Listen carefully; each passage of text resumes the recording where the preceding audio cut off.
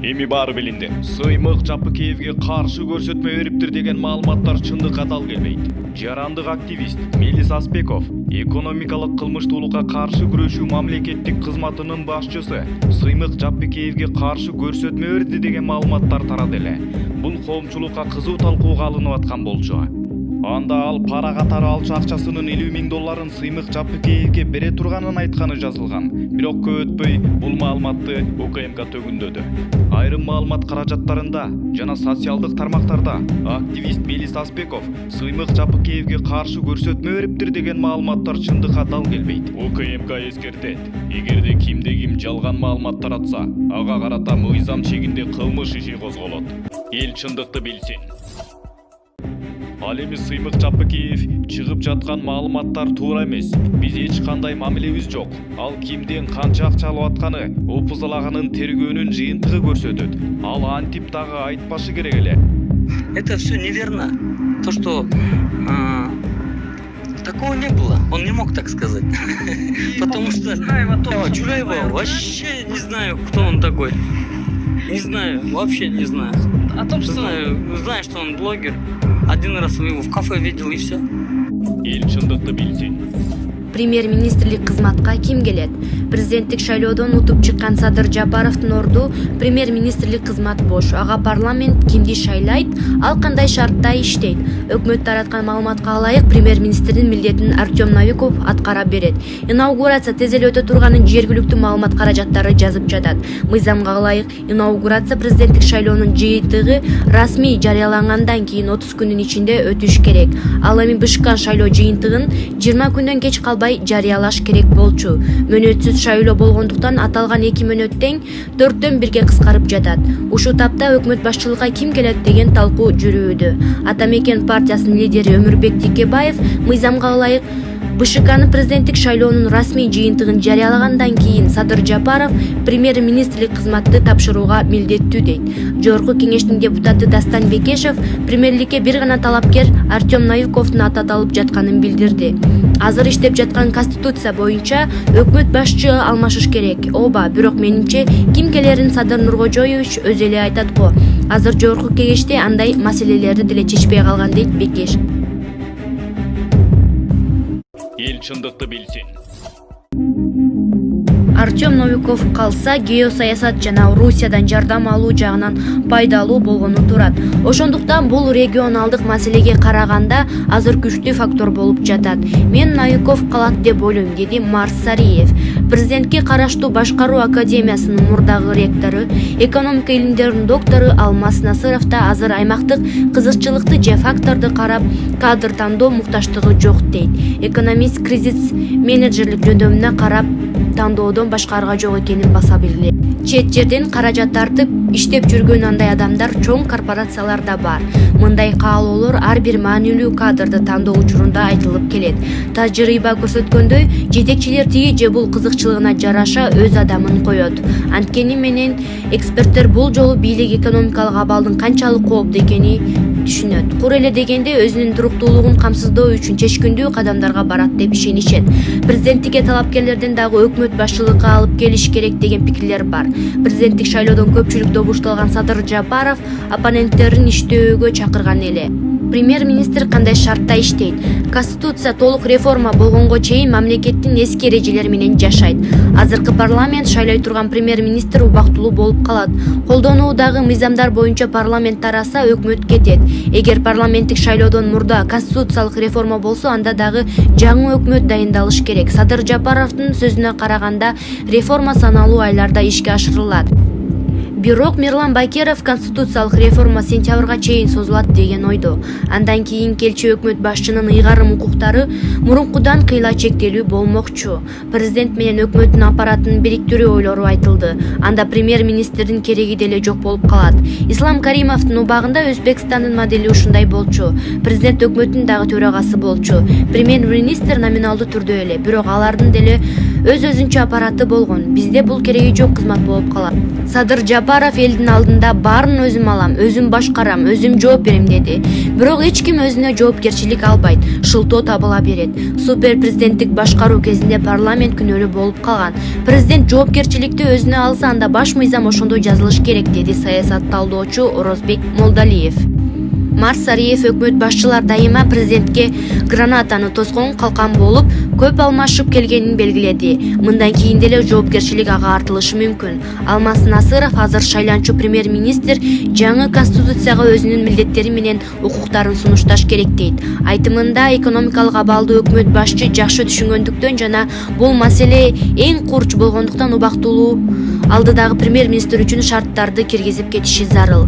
Октябрь окуяларынан кийин бийликке келген Садыр Жапаров бир учурда президенттин милдетин аткаруучу жана өкмөт башчы болду. Ал президенттик шайлоого катышуу үчүн президенттин милдетин аткаруучулук кызматын тапшырган эле. Шайлоо мезгилинде премьер-министрлик милдети убактылуу токтоп, аны биринчи вице-премьер-министр Артем Наиков аткарып жатат. 10 январдагы президенттик шайлоодо Жапаров эң көп добуш алды. Эл чындыкты билсин.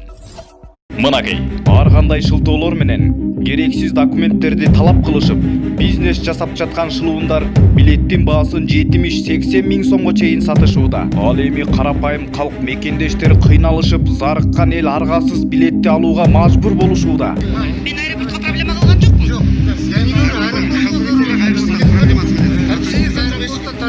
Аэропорту жамандап атасыз. Мен сенин начальник аэропорту жамандаган жокмун. Көрүп атасызбы? Түз эфирди көрүп атасызбы? Көрүп атасызбы? Аэропорт жок, түз эфирди көрүп атасызбы? Аэропорту жок, жамандаган жок. Нормально сүйлөгүлөчү, жамандады, каралады, асылды деп нормально сүйлөгүлөчү. Проблеманы айтпайсызбы? Проблема. Мен эмнеге сизге айтам? Сиз өзүңүз чечпеген проблеманы мен жарандар менен эле сүйлөшүп атам. Чындыгында ал документтер эч кимге кереги жок. Ар кандай шылтоолор менен бизнес жасап жаткан шылуундар бир билеттин баасын 70-80 миң сомго чейин сатышууда. Карапайым калк, мекендештер, зарыккан эл аргасыз алууга мажбур болушууда.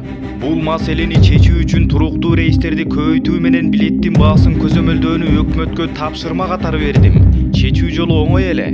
Өкмөт көзөмөлгө алып, туруктуу каттамдарды көбөйтүп койсо болду. Бул маселе чечилмейинче аягына чейин өзүм көзөмөлдөйм. Элдин эсебинен акча жасагандарды токтотушубуз керек. Учурда Орусиянын шаарларына Кыргыз өлкөсүнөн туруктуу рейстер жана чартердик каттамдар каттап жатат. Орусия өкмөтүнүн талабына ылайык чартердик рейстер менен учкан жүргүнчүлөргө атайын документтер талап кылынат. Ал эми туруктуу рейстерде болгону акыркы 3 күндө тапшырган ПЦР анализи гана керек. Башка эч кандай документ талап кылынбайт. Ага карабастан авиакассалар же башка билет саткан жарандар уруксат кагаз алып беребиз деп элден эбегейсиз акча талап кылышууда. Жогорку кеңештин вице-спикери Аида Касмалиева Кыргыз өлкөсүнүн Орусияга учуп жаткан мигранттардын билет баасын төмөндөтүү боюнча өкмөткө тапшырма берди. Бул тууралуу эл өкүлү парламент радиосуна маек берип жаткан учурда айткан. Анын айтымында учурда Орусия тарабынан киргизилген чектөөлөргө байланыштуу мигранттарга билеттин баасы бир топ кымбаттап жана керексиз документтер талап кылынып жатат. Эл чындыкты билсин. Эгерде мындай маргиналдарга баш ийип, Кыргызстандын маданият тармагын басып алып, аны мырк культурага айландырууга жол бере турган болсоңуз, анда сизди эл эч качан кечирбейт. Биринчиден, алардын маданият тармагынын отличниги деген наамы бар болсо дагы, алардын өзүн эч ким 5 деген баа менен баалаган эмес. Тескерисинче 0 эмес, жада калса идиотизм деген баага татыктуу адамдар болуп бараткандай. Бирок бизде сөз эркиндиги болгондуктан анча-мынча коргоочулар чыга калып аларга чаң тийгизбей коргоп жатышат.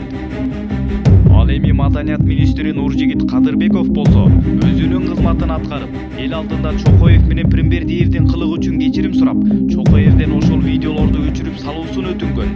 Нуржигит Кадырбековдун өтүнүчүнө Чокоев каяш айтып проектиси эмне болсо дагы уланаарын билдирген. Ал эми Кадырбеков болсо проект YouTube тармагында болуп аткандыктан видеолорду өчүрүп же проектти токтотуп салууга анын мүмкүнчүлүгү жок экенин билдирип гана отуруп калды. Ал эми радио жана массалык маалымат каражаттары аларга бойкот жарыялап, маданият министрлиги өз кароосунда болгон площадкаларга жол жапты. Чокоев дагы деле видеону өчүрбөй туруп алды. Маданият министрлиги аларды төш белгисинен ажыратабыз деди. Ырчылар болсо каалаганыңарды кылгыла, биз үчүн ал эч нерсе эмес деп коюшту. Мындан кийин элдин ачуусу дагы да күчөй баштады. Акырында Маданият министрлиги Чокоевди төш белгисинен ажыратты.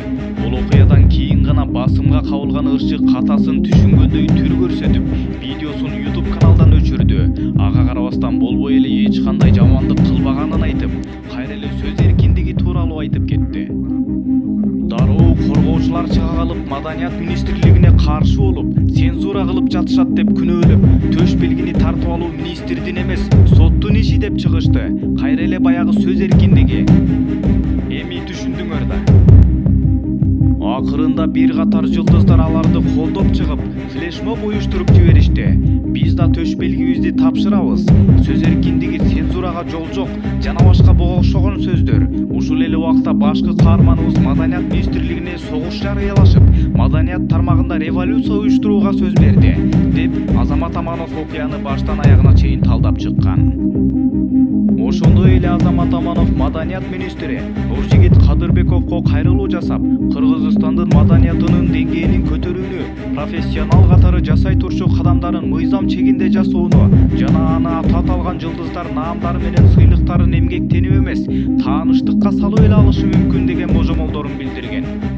Эскерсе кетсек, ырчы Курал Чокоевдин YouTube каналындагы «В звезду» проектисинин айланасындагы жаңжал бүтпөй, тескерисинче кайра өөрчүп бараткандай.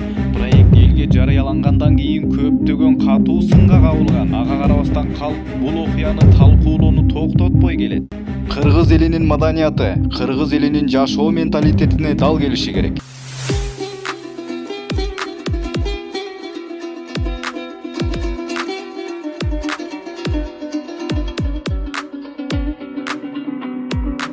Баса, Шындык инфо каналына катталган соң коңгуроону дагы басып иштетип койгонду унутпаңыздар. Эл чындыкты билсин.